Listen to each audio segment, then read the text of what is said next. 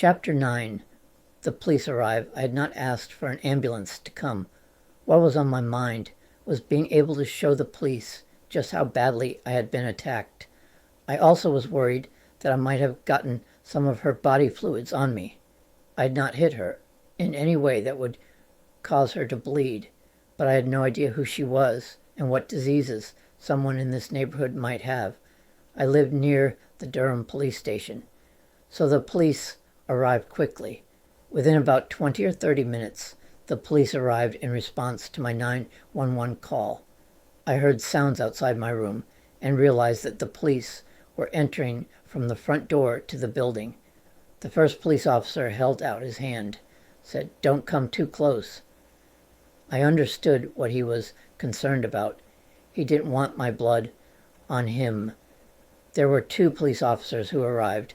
At this point, I was not considering how bizarre this event might seem to the police because, frankly, the police showed no sense that they didn't believe what I had said. The police officers started taking my statement about what happened to me. I did recall hearing a question by a police officer about why I let her inside. I could only say that it happened so fast, and I was taken by surprise. Next, the police officers started taking witness statements. They were all consistent in stating that everything happened very fast. No one had any idea who this person was. In my account of what happened, I said that I had been expecting someone who might not know which room I was in. I had heard the words, "Where's Bruce?" and came out to see a stranger. No, I did not know why anyone would do this to me. I could hear the witnesses speaking to the police officers, and no one had suggested that they had any idea who this person was, while they didn't see what happened inside my room. At least one person noted she had left without a scratch. I explained to the police that she had said something bizarre that made no sense. She had nearly yelled, "Why do you keep calling me?" I explained that my immediate reaction was to ask her, "Who are you?" But she never answered that question. I kept wondering why the police were not taking photographs of me and the room where this strange woman attacked me. When asked if I wanted an ambulance, I asked the police to photograph me while I was still bleeding and before I was cleaned up. I wanted my appearance to fully convey the brutality of my assault. Before I knew it, the ambulance had arrived, and they were attending to my cuts and injuries before the police had taken photographs. The police had never taken any photographs during the entire time they were there. I had little hope for justice, since we did not know who attacked me or how to find the person. Then I heard a phone ringing in my room. I had not noticed previously that she was carrying a phone. She must have dropped it or accidentally thrown it while assaulting me. That was why she had been trying to get back into the room. The phone was behind a pile of books on the floor.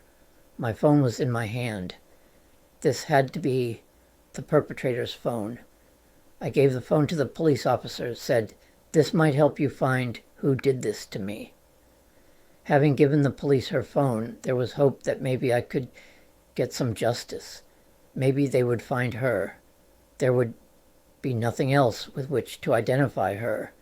She was the attacker and left without a scratch. The only bloody markers in my apartment room were from me. It was my blood. It was my bloody thumbprint on the doorframe.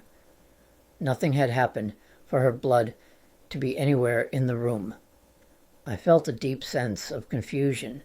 This was beyond bizarre. I figured this was just another terrible experience in a dangerous neighborhood. The notion could explain the lack of curiosity by the police, that they must have heard and seen people do crazy things in this part of town.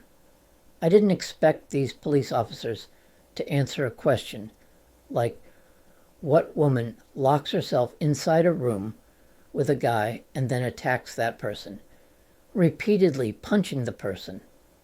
I could still feel the sting where her ring had split my skin, the memory of blood running down my face, fresh in my mind.